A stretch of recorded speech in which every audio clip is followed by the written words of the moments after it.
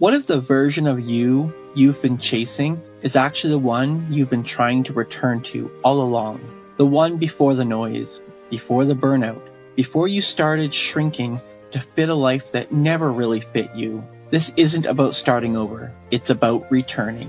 Returning to your soul, returning to your truth, the version of you that has always been meant to be. Each week, we're going to offer up real stories, hard-earned wisdom, and practical tools from powerful returns to help you reconnect with who you are and why you're here. I'm your host, Bryan White, and this is The Return Project. Welcome back to our mini-series on addiction and recovery. In this episode today, we get the opportunity to sit down with a guest who has walked through a unique circumstance. She's seen both sides of the spectrum. She's lived both sides of the spectrum. And her story is going to walk us through a portion of experiencing the addiction from the outside and working through grief to walking through addiction herself and how it all came together, but then how at the same time she was able to choose sobriety and pull herself into an entirely new life. The journey that she's walked will inspire you, it'll uplift you, and it's going to show you that we may fall, but we all get right back up. So sitting across from me, I have Ashley Joe. She's here to spend her time with us. So Ashley, thank you so much for joining us. Thank you so much for having me, Bryan. I'm excited to be here. Ashley, I want to pass the floor right over to you and have you take us all the way back and tell us about where it all started and how you got to where you are today. Let's do it. So I think you did a great job of kind of setting up my journey, which can be very complicated and confusing because there are a lot of different parts and pieces. But let's go back to when I was 23 years old. I gave birth to my son, Cornelius John. And at that moment in time, I was very newly married. I had 2 kids right away. And my husband was fresh out of rehab. So when my son was born, my husband was 5 months sober. And I walked through that entire journey with him. He was not sober when we got married. And so I got to experience all of the ins and outs of addiction. And his addiction in this season started as an addiction to opioids. So he actually went to a doctor and had a back problem and was prescribed methadone, Oxycontin, Percocet, all the things, the conglomerate, right? And he started taking those for back pain. And eventually that turned into not being enough, right? And so he then went out and found more pills elsewhere. And then anytime the pills would run out, he would turn to vodka or beer or any kind of booze that he could get his hands on. So he was a bartender at that time. And let me tell you that, like, it was about a year of our life. It was messy. It was hard. He worked as a bartender. And so sometimes he would come home at night. Sometimes he wouldn't come home at night. I didn't know where he was. I didn't know if he was safe. Also, Bryan, I was so naive, right? So I knew that my husband had struggled with addiction earlier in his life, but I didn't want to see it. And so I just told myself, he's busy, he's stressed, he's got these pills that a doctor prescribed him. He's anything but an addict, right? But I also didn't know what being an addict, which I don't love the word, but for the intents and purpose of this show, I'll use it a little bit, but I didn't know what that meant. Like, I thought if you're an alcoholic, you can drink, just not too much. If you're an addict, maybe you can use, but you're probably using every day, all the time, nonstop. You never have a moment where you can think clearly. And so I saw my husband and I saw pieces of his struggle, but I didn't want that to be my life, right? It's the first phase of grief is denial. So eventually it got to a point where we had an altercation. He called the cops and tried to have me removed from the house while he was completely high and intoxicated and all the things. And the police were like, we can't make your wife leave her home, sir. So he ended up leaving. And eventually my dad and I kind of did an intervention we were able to get him into treatment. And this was probably Ryan's 5th time in treatment in his life. But this was my first time ever experiencing someone going to rehab like that, at that level. So fast forward to my son being born. My husband is now only 5 months sober, and we have a brand new baby.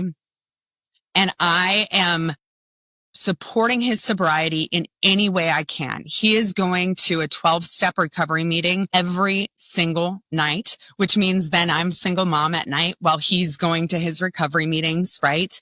I would go to 12-step recovery meetings with him. On Saturdays, there was what's called an open meeting, which means if you are not an addict or an alcoholic, you're allowed to go to the meeting to support your loved ones. So I would go every single Saturday with him.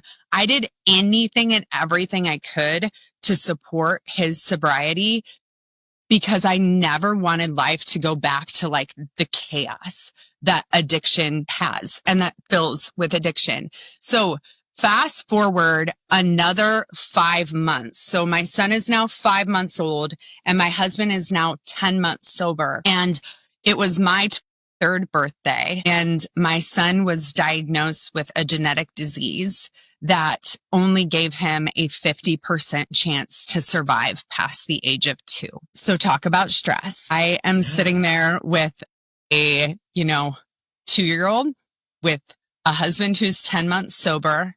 And my son has now been given a death sentence. There is no cure. There is no treatment. There is nothing you can do for this genetic disease. It's called spinal muscular atrophy. And I found out that information while I was alone. My husband was on a mission trip. And Bryan, I was so scared that he was going to relapse. How do you handle that news when you're early in sobriety and you're just learning how to do life again, right? So yeah. I called up one of his friends from the program and I was like, look, when Ryan comes home from his mission trip, I need you to be here because I have to tell him some horrible news. And so we delivered the news to Ryan together. Thank God for the support from people in the program who were there for us every step of the way. And he took the news way better, probably even than I did. But fast forward then another 5 months. So my son is now 10 months old. My husband is now 15 months sober. I'm still young. I'm a 23-year-old young mom trying to hold this world together that's falling apart around me, right? And on January 8, 2009, my son passed away. And it was a beautiful moment where Ryan and I were able to be in the room with him. We were actually able to sing him to the gates of heaven. And yet in that moment, I feel lost because now my son, who had become my everything, he's gone. And now I need to worry more about my husband's sobriety and my daughter and yet figure out who I am in this new world. Because I'm no longer a medical mom. I was a medical mom for 3 months. He spent 57 out of 90 days in the hospital. And so I'm just a little bit lost. But through it all, Ryan was able to maintain sobriety. He kept going to a 12-step meeting every single night. I kept going to 12-step meetings with him on Saturday nights when I was able, if Case wasn't in the hospital. And we had an incredible church community and 12-step community that just surrounded us with love. And then eventually we ended up having to move away from that community. And life took us on a series of multiple moves. And the way that I like to phrase it, we went to, Rapid City, South Dakota, and then to Florida, and then back to Rapid City and to Florida. We were all over the place for a while there. But with every move, we got further away from our church community and further away from Ryan's 12-step home group. And so it's with every move, things got more challenging. They got more difficult. We had less support. We were fighting more. We were arguing more. During that all, we adopted a baby because if we had another baby, there was a high chance that baby would die and we didn't want to go through that again. So just a lot there, right? Like so much there. And as we got further away from our community that supported us, Ryan and I also drifted further away from each other. And so in 2013, our marriage really just completely fell apart. And there was a moment in time where I remember saying to him, like, he was still sober at this time. I want to say that. But if you've ever heard the phrase like a dry drunk, that's kind of what it felt like. Like he was sober, but he wasn't actively working on his recovery. And I wasn't encouraging him to actively work on his recovery, right? So it was just not a fun environment for the two of us to be together.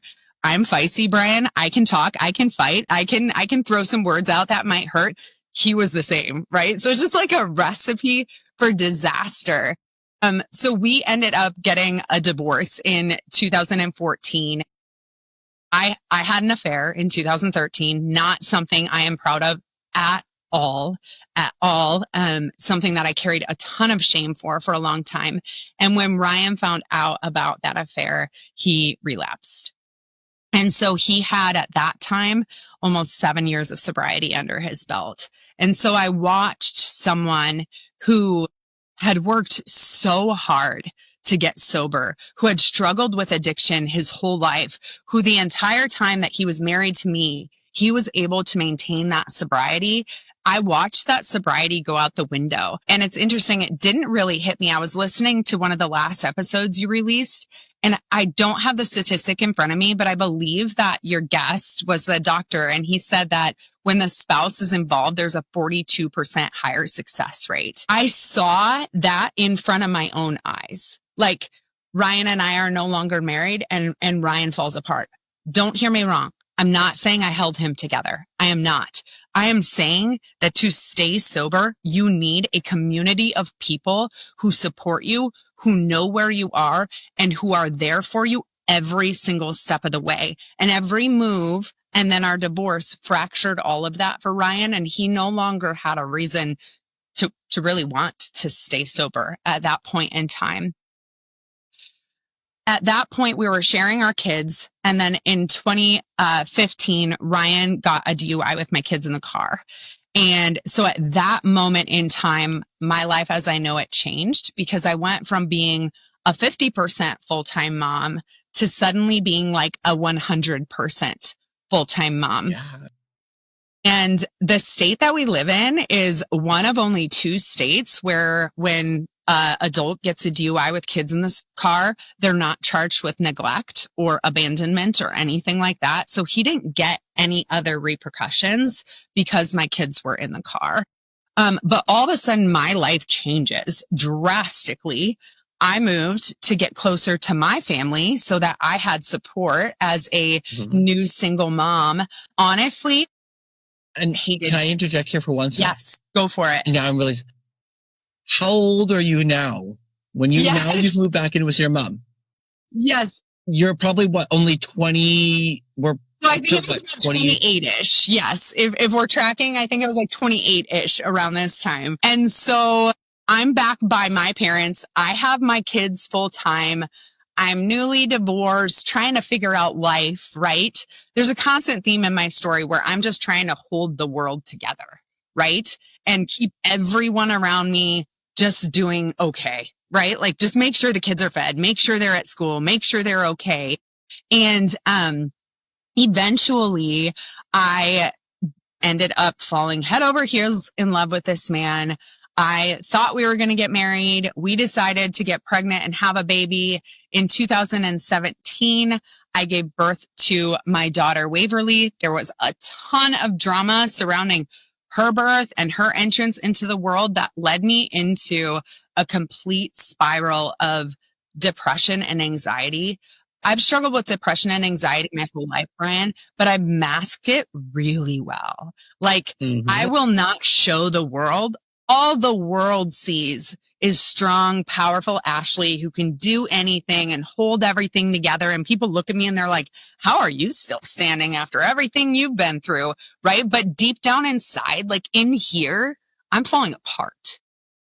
And so what I did was I started self-medicating with alcohol. And it started out as like, I just needed to sleep at night, right? So a nightcap, right? You just have a nightcap and then you go to bed and you can sleep better. And then one drink turned into two and two drinks turned into three. And all of a sudden I'm having 4 glasses of wine before I go to bed. And then all of a sudden I'm having a box of wine, which if you don't know, a box of wine is anywhere from 3 to 5 bottles of wine. And I would literally need to drink an entire box of wine at night in order to sleep. Well, that's not sleep. That's called passing out. And so, I got to the point where I was a full-blown alcoholic and really did not want to admit that, because in my mind, if I admitted that I was an alcoholic and that I was struggling as much as I was, then I was exactly the same as my ex-husband, who, when our marriage fell apart, he's a great man, but when our marriage fell apart, I didn't like him that much. So the last thing I wanted was a label that would make me anything like him. Right. Mm-hmm. And so I struggled. And I think the confusing part for me, my addiction looked so different than his did. He would become addicted and all of a sudden he's like disappearing and you don't know where he is. I drink copious amounts of alcohol and I still get up at 6 a.m. and still show up for work the next day. Right. So how could I be an alcoholic? I'm functional. I'm working. I'm holding a job. I'm taking care of my kids. I'm getting them to school. I'm doing all the things, yet I need a drink to survive. My hands would start shaking earlier and earlier and earlier in the day. And so I'd start drinking earlier and earlier and earlier in the day just to keep the shakes at bay. Right. Yeah. And I got to a point where like mentally, I knew I was an alcoholic. I was not ready to admit that I was an alcoholic. And it got messy. Like it got real messy. Mind you, I'm a single mom through this whole time. I also started during this time dating men, because why not? Like when your life's a disaster, why wouldn't you jump into dating men? A huge blessing. I met the man who is now my husband during that time. So I'm very grateful for it. But that was a hot mess when we met. And in 2020, I finally made the decision that like my life was unmanageable and I had to step in front of people and I had to say, hi, I'm Ashley and I'm an alcoholic. And so it started with me just going to 12-step meetings online. And like that was my entry into recovery. And a couple of times I actually got 90 days of sobriety just by going to 12-step meetings online. And then COVID hit and all of a sudden I am a single mom, newly sober, an 8th grade teacher. I don't remember how old my son was at the time, a 4th grade teacher, I think, and a preschool teacher. And I have 3 kids at home with me. Sounds fun, right? Doesn't it sound fun? Tons of fun. And so any semblance of sobriety that I had flew out the window when COVID happened. And all of a sudden there's social distancing. There's nobody checking on me. It is like the best case for an alcoholic. Nobody can know what you're doing except your kids in your house and you can just hide all day. Right. And so all of my sobriety flew out the window. And in August of 2020, I finally reached that low where I was like, I need help. And I went to a meeting drunk online. I was completely plastered. And there was a person in the meeting that I knew I was going to message because he worked at an online treatment center.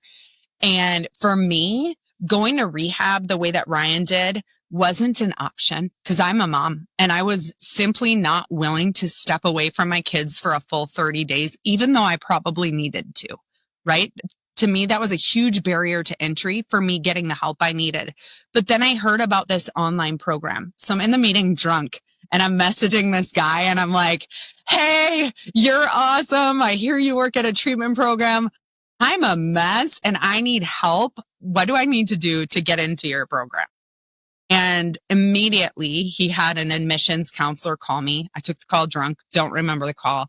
Heather, if you're listening, I love you. You were incredible. That's all I remember is her name. But I made the decision to do an online intensive outpatient program. And so I went to my boyfriend, who's now my husband, and my parents and my kids that night. And I think I cried, but I don't really remember. But I told them I made the decision to get sober tomorrow's my first day in treatment and I'm sorry. And thank you for supporting me.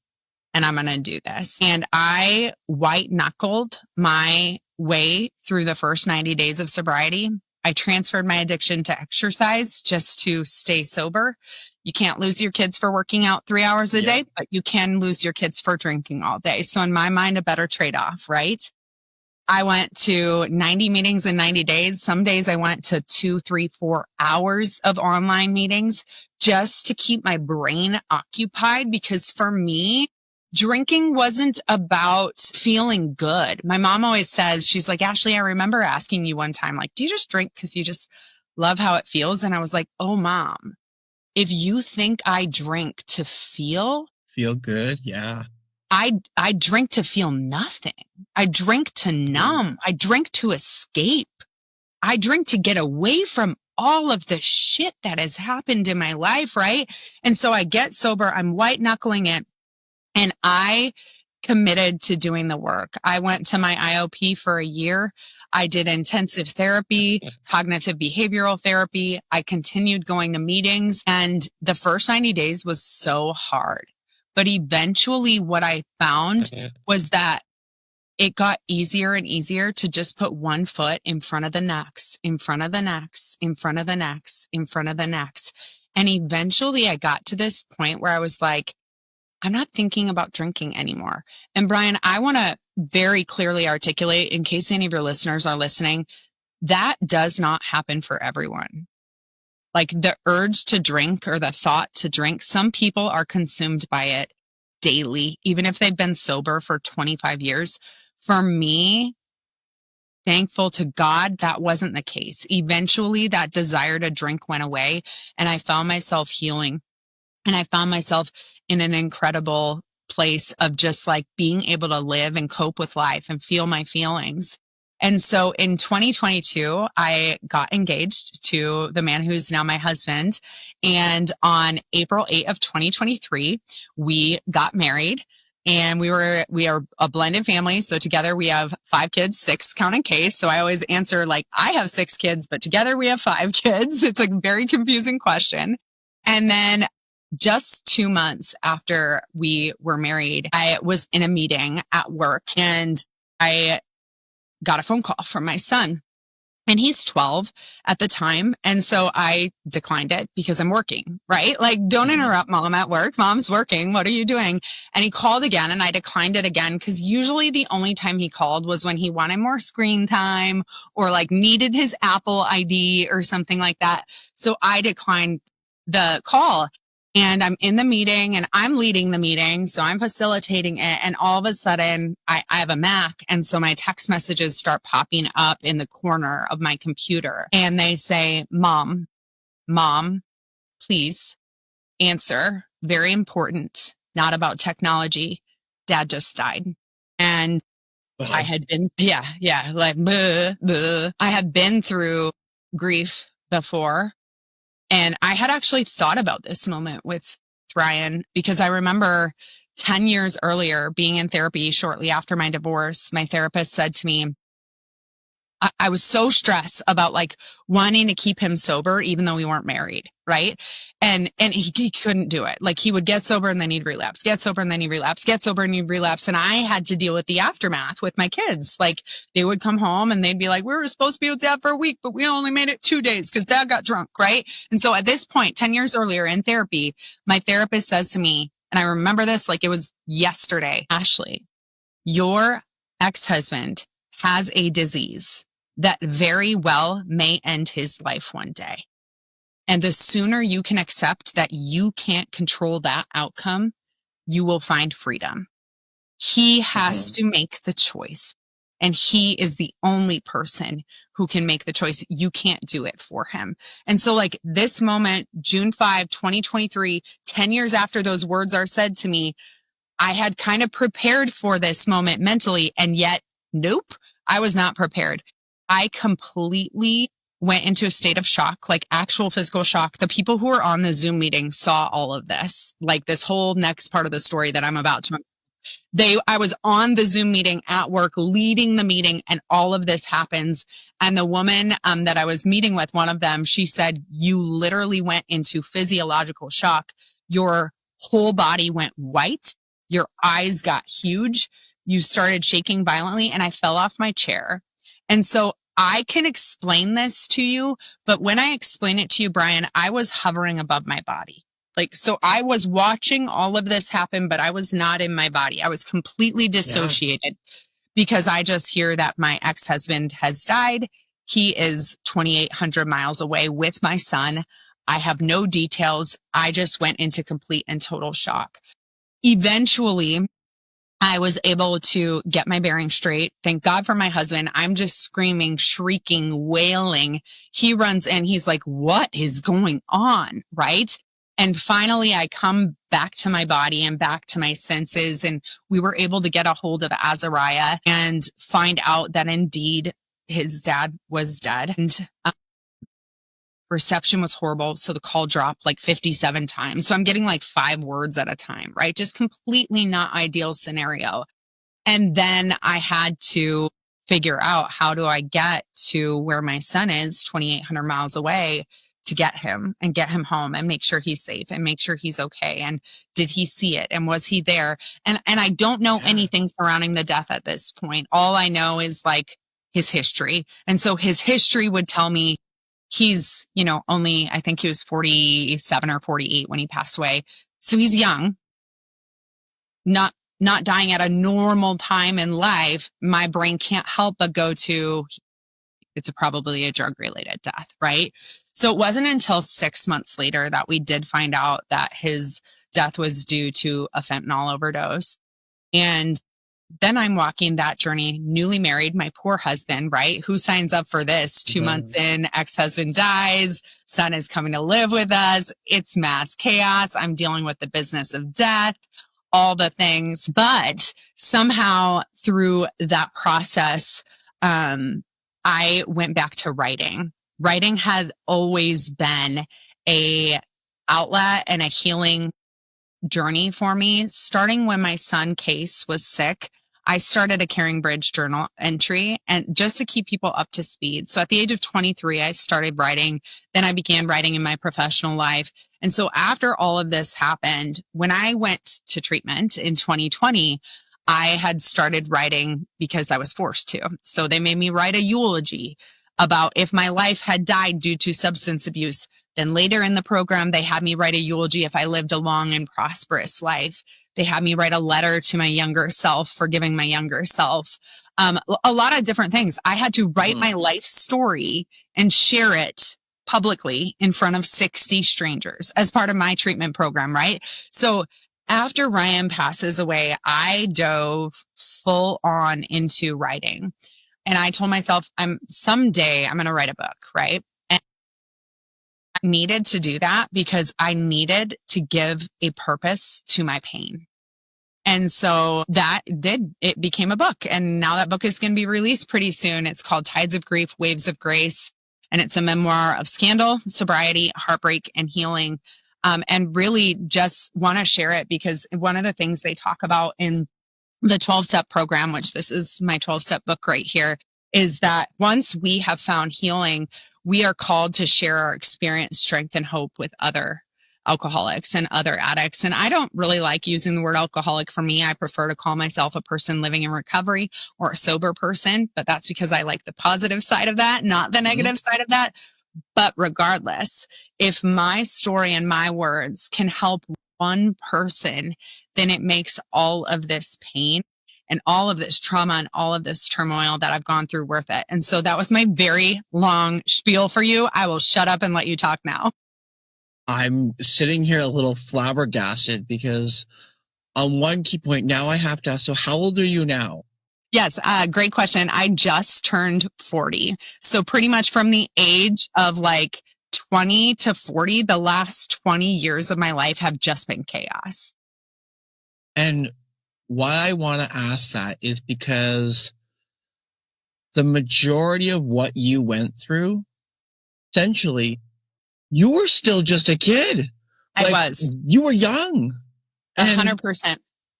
I don't believe that there's any aspect of any of us humans in our 20s to early 30s who could survive half of what you went through there, or would not have gone off the deep end completely. Or like, I'm looking back at myself in my early 20s and going, holy cow, like what we didn't know and how we acted then. It just really puts me in a place going, one, I'm highly impressed of how you walked through all that. Two, it's so, I don't want to say easy, but it's understandable to say that when the body and the mind, we're still trying to figure out our own lives, and then we're trying to figure out someone else's life, and then you lose a child. That right there should have been the breaking point. And when I lose a child when I was still a child, like I was still a child. Yeah. I was 23 years old. It didn't really hit me. I'm glad you said that, because it didn't hit me until I went back and started writing that part of my story. As I'm like writing it, I'm like, am I writing about my life, or is this somebody else's life? Because this don't feel like my life, because I was still a child. Yeah. And so I want to dig into, and I know it might be hard on this aspect, but in the period of time when you've got that diagnosis for your son, and you're spending all this time in the hospital, and you're also dealing with your ex-husband, your past husband there, how did you mentally keep yourself together at that point? What was the piece that wasn't sending you over the deep end then? Yeah, I think I was like going over the deep end, but I just had to put one foot in front of another. I mean, we have a strong survival instinct, right? And so like literally for that entire 5 months, I survived on adrenaline, caffeine, and Benadryl. So like at that point in time, I didn't share this part. I was drinking in the upwards of 6 to 12 Mountain Dews per day. And my son, when he was home, which it wasn't often because he spent 57 out of 90 days in the hospital, but when he was home, he required around the clock treatment. And so every 4 hours, I would have to do a respiratory therapy protocol for him that took about an hour from beginning to end. And I had to be involved the entire time because like I'm doing chest percussion therapy and I'm suctioning him and I'm using a cough assist. And so that meant around the clock meant 8 a.m., noon, 4, 8, midnight, all the way around the clock. So what I would do is I wouldn't go to bed until the midnight treatment because it just didn't make sense. So right before the midnight treatment, I would pop 2 Benadryl because I knew that by the end of that hour, that Benadryl would have kicked in. It would have me nice and sleepy. And so my addictive behavior started very early on, right? Yeah. And then I would be able to sleep from 1 a.m. until 4 a.m., 3 hours. And then the Benadryl would have worn off enough that I could get up and function and do the 4 a.m. treatment. And when I did the 4 a.m. treatment, I'd pop 2 more Benadryl, do the 4 a.m. treatment. The 4 a.m. treatment gets done at 5 a.m. I'd go back to bed from 5 a.m. until 8 a.m. And then at 8 a.m. I would wake up and I would be up for the day until 1 o'clock in the morning. And so like, how did I survive? I don't know. On Mountain Dew and Benadryl, like praying to God I could find sleep. Yeah, I was going to say, you're not sleeping at all in there. And how did you manage to stay physically functioning? And I'm just actually even now more impressed because that's absolute sleep deprivation. That should send your body into like a physical and mental breakdown. You should be deteriorating at that point. And if you're already not looking after yourself super great, there is no human way that you should have been able to function for a long period of time like that. So what's interesting, you uncovered this without even knowing it. I did not tell this part of my story, but after my son passed away, I crashed hard and my health tanked because what I learned is like your body can survive on adrenaline alone for a small period of time. And because the season that my son was in the hospital was from October 2 until he passed away on January 8th, that's like a small window of time, right? Fairly small in the grand scheme of life. And so after my son passed away, My adrenaline had been up here. It went down to zero. Like it went down to nothing. And so I started experiencing horrible vertigo. And like where my world would literally just spin. I was a banker at the time. I'd be sitting at my desk. I'd have to grab onto my desk because my body was finally feeling the repercussions of what had happened in that 90 days. There was no longer a reason for my adrenaline to be spiked. And so I just crashed. I went to 14 doctors to try and figure out what was wrong with me. Every single doctor said the same thing. They said, you just had a baby who died. You're stressed. And I'm like, yeah, but I don't think my world should be spinning like this. And eventually I went to a chiropractor who was able to help with my vertigo and heal my vertigo. And it's been incredible ever since. But all of that to say, like, literally, I was only surviving. I was not doing anything to thrive. I was not doing anything to enjoy life. I was just doing stuff to keep myself breathing, keep my son breathing, keep my daughter breathing, and keep my husband breathing. That was my only priority was, are the humans breathing? Because if they're breathing, we're okay. And if they're not breathing, we're not okay. Right? Like, so it was survival at its finest. Isn't it a bizarre, I'm going to call it metaphorical and literal sense that your world was starting to spin? That aspect that, maybe we should recognize that the vertigo and the world spinning is trying to tell us a little bit more, of things in our life. Yeah. From there, you walked through your next season where you're trying to have your husband stay connected with you. And you guys are trying to keep yourselves together. You're going to the recovery meetings. You're going to AAs. And then you started to move. And how did you manage to understand, or it really has me wondering, you had such a core unit of, you said your church and the group and the community. What made you want to start making all these changes and separating? That's a really great question. So we did not want to make these moves or changes. I left out a piece of the story. So my husband, prior to me meeting him, had spent some time in prison, and he went to school to become a teacher. And he spent all that season in school knowing that unless he got a pardon, he would not be able to teach. And so he went through the whole process. It was after Case passed away and he was granted a pardon, which was incredible. Like, he had a whole team of people there to support him from the recovery community, from the hospital. But then he got a job offer after he got the pardon because his record was cleared, right? And someone in human resources found out about his past, even though his record was sealed, and they rescinded the job offer. And then at that point in time, they told us, and Ryan, you'll never get a job in this school district ever. And it was like a threat, right? Like, don't even try applying because we will not hire you, is basically what they were told. And his time in prison was drug related, right?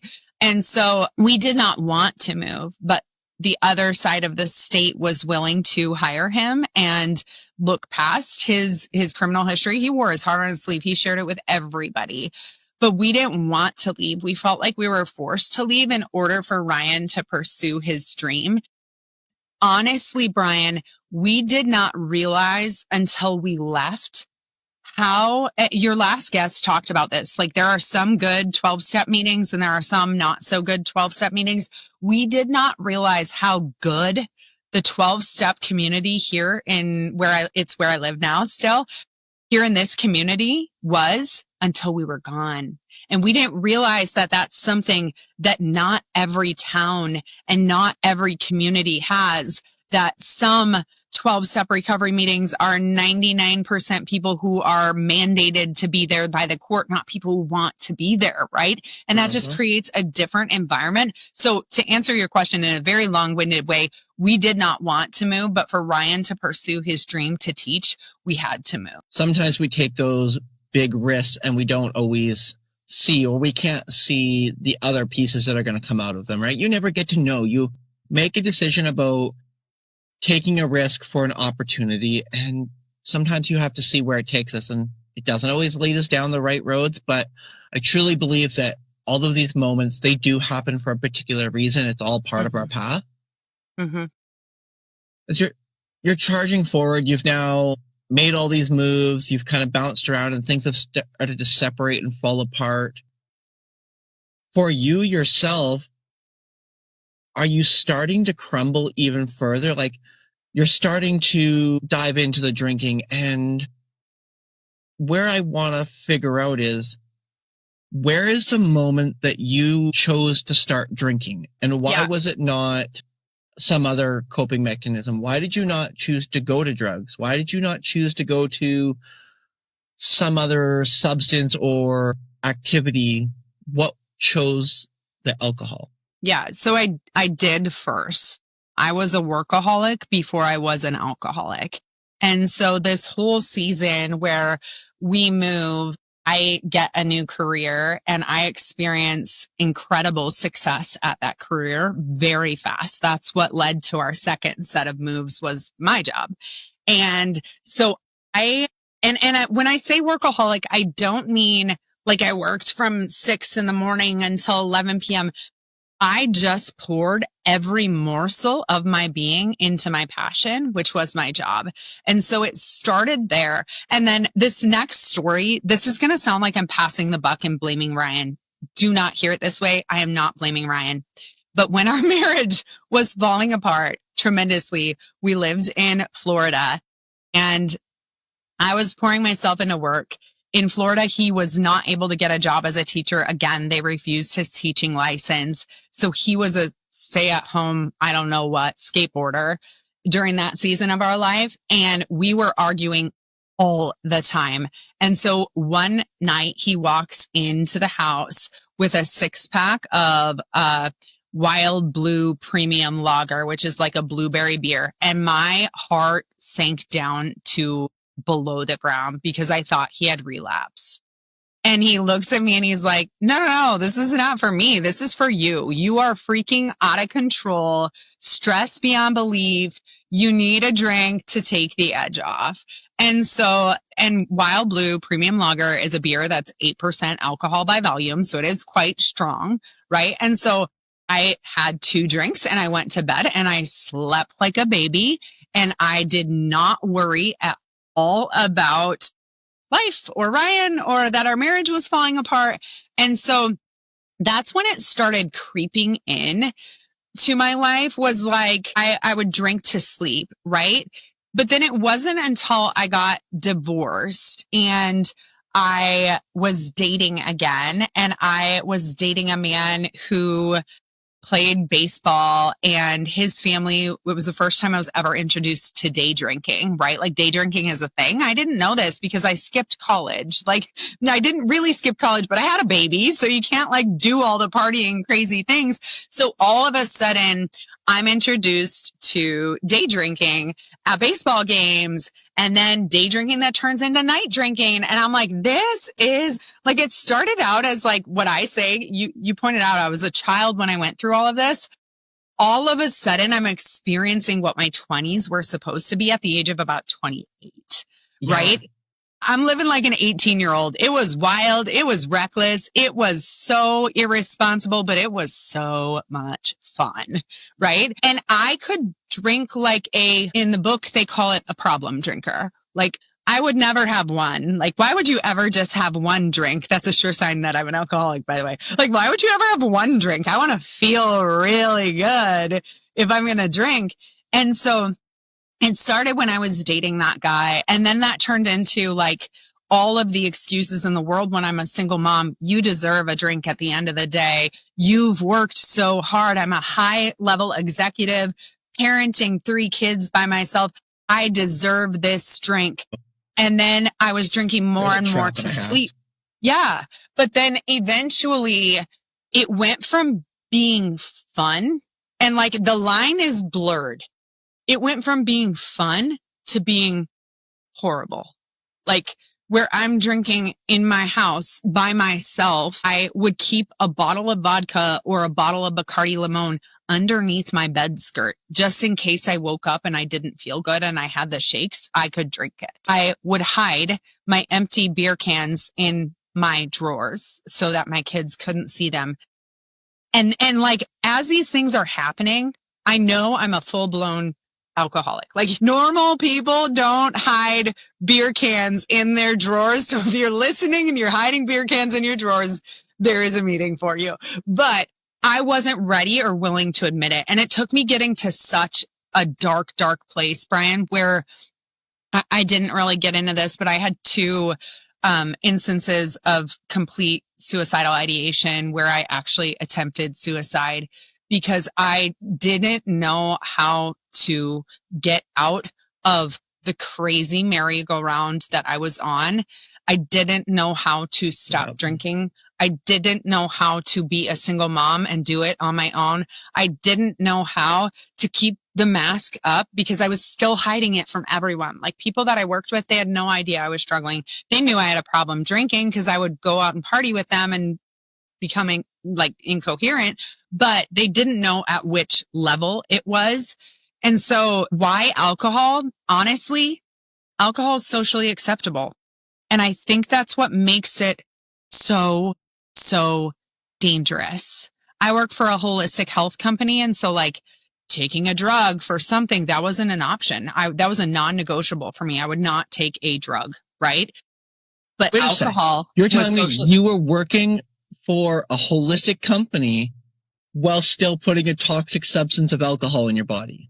Absolutely, because it's socially acceptable. And that is where the weird fine line of society and mommy wine culture is. I'm like, I'm not taking an antidepressant. I'm not taking an anxiety medication. During this time, Bryan, I'm working out daily.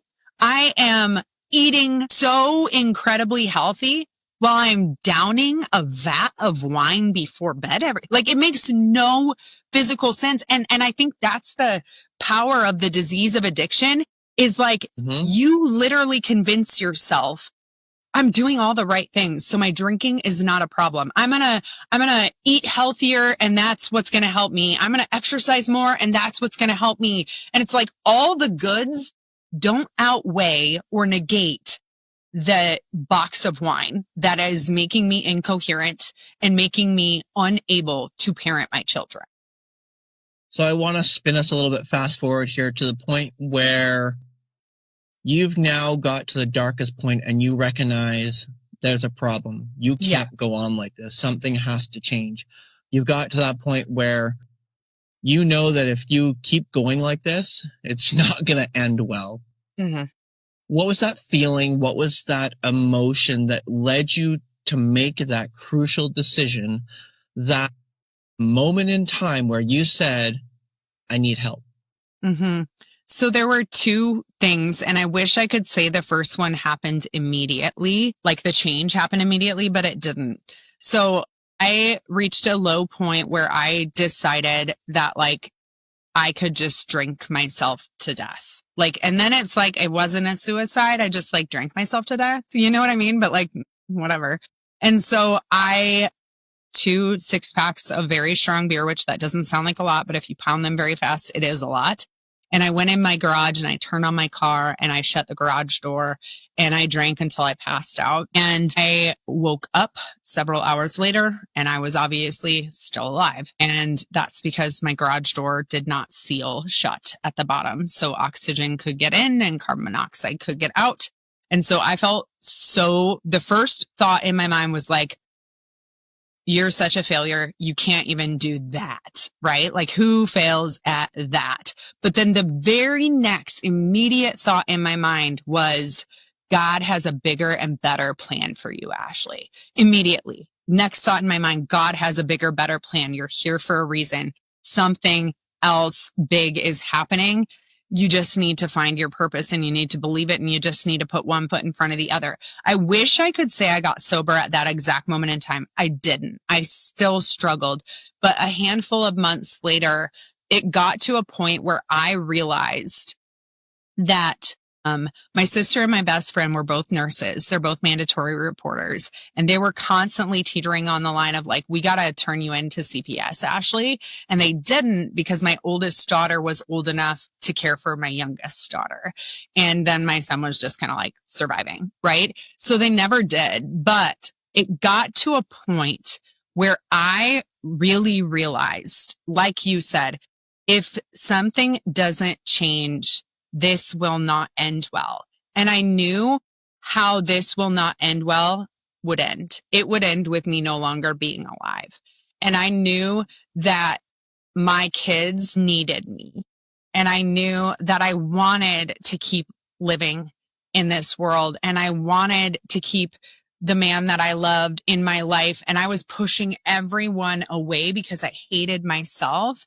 And there was just something about that day in that meeting where I knew if you don't ask for help now, Ashley, you will lose everything. And something about that just led me to find the courage to send a message drunken to a man who I knew had a tool in his toolbox that I did not have, who had the experience, strength, and hope of this program, and who could say, hey, let me walk alongside you and let me help you find this journey, this book that I'm holding. I know people can't see it, but it says Survival Guide.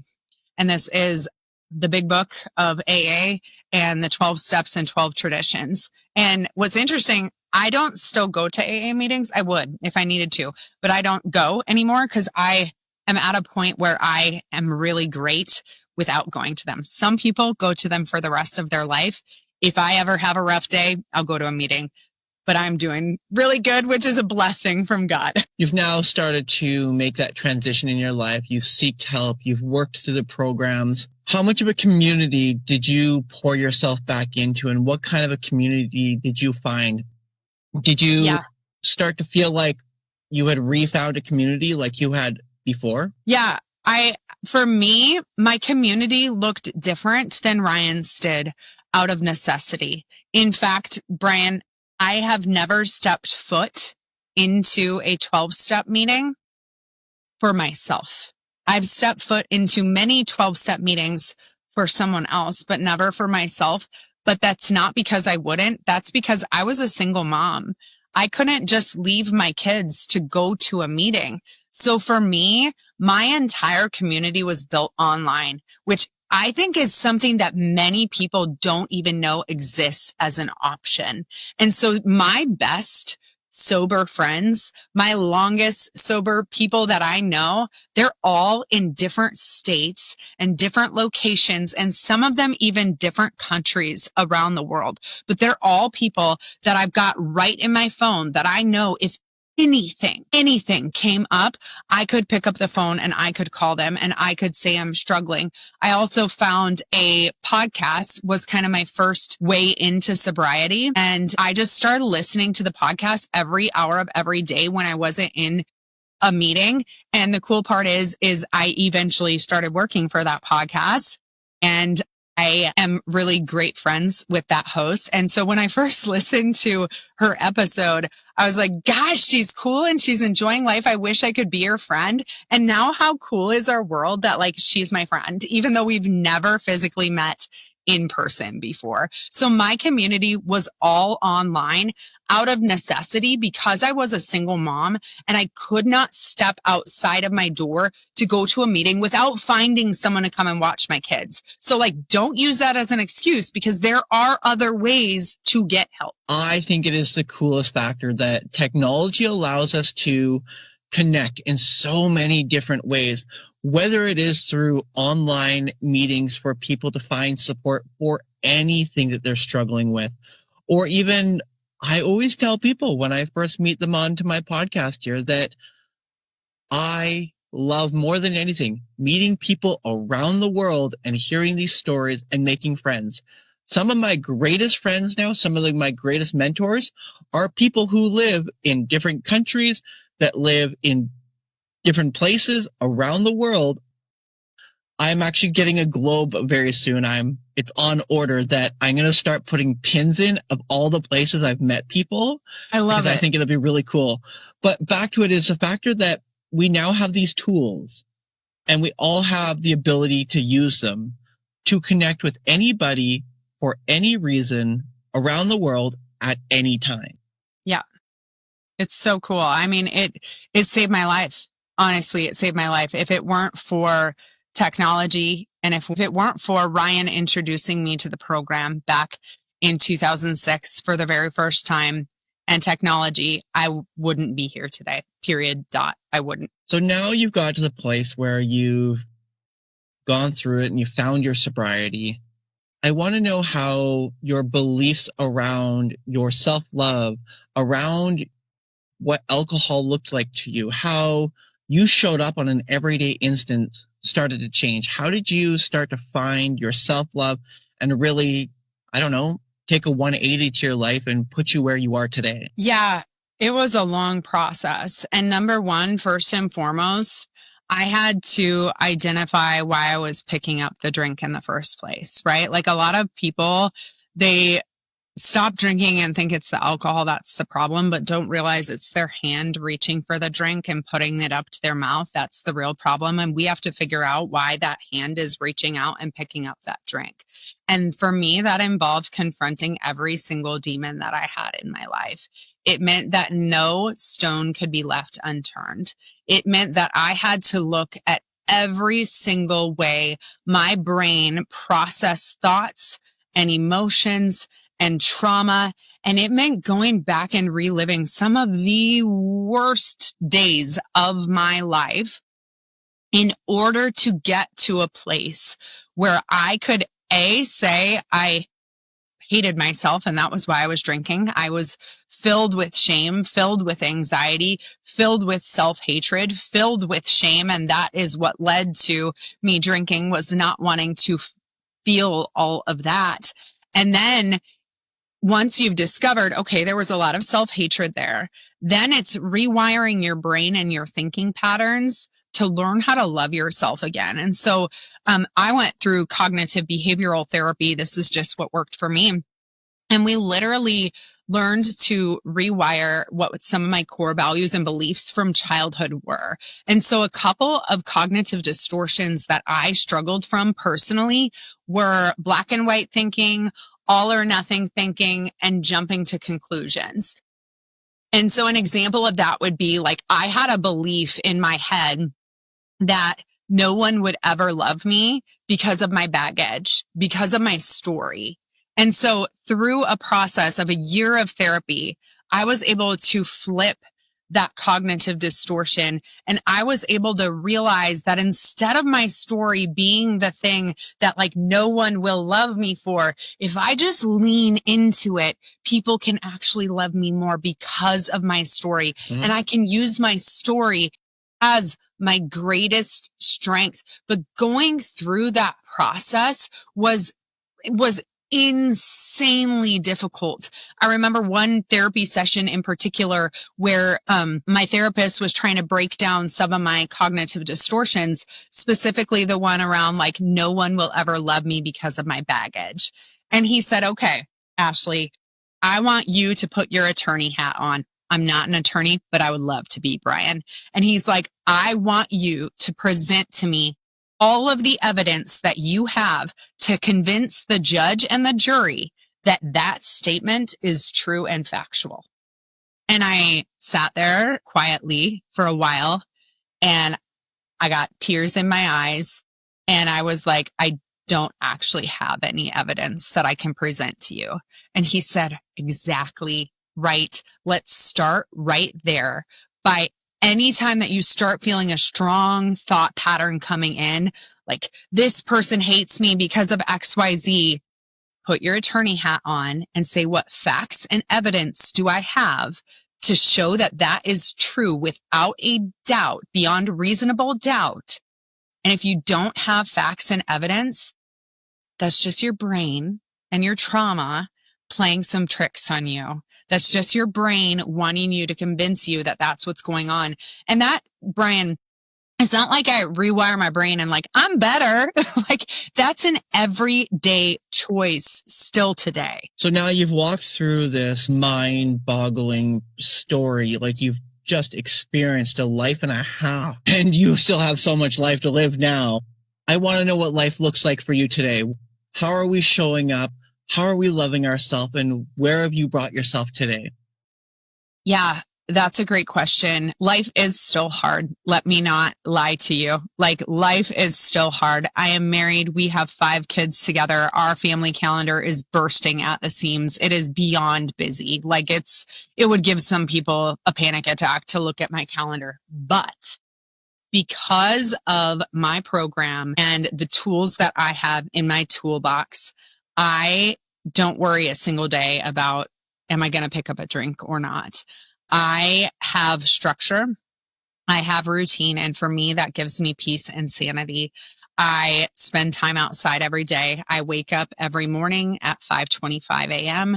and my husband and I go for a walk. We spend the first 35 minutes outside in fresh air, getting fresh air into our lungs. And yes, we do that in the winter too. And you know what that's like because you live in Canada. But it's great to start our day off like that. I still work a very busy and very demanding job that I love and am extremely passionate about, but I have set very clear boundaries between work and my family life. I am up early, working early, and when I shut my laptop and I don't look at it again. And my entire team knows if they need me outside of working hours, they're going to have to call or text because I will not be checking my email. I will not be looking at my email because when I do, that's a dangerous game. It makes my mind get really active. And then I have a hard time sleeping. And then that's when it's like, oh shoot, anytime Ashley can't sleep, she's at risk, right? I work out every single day without fail.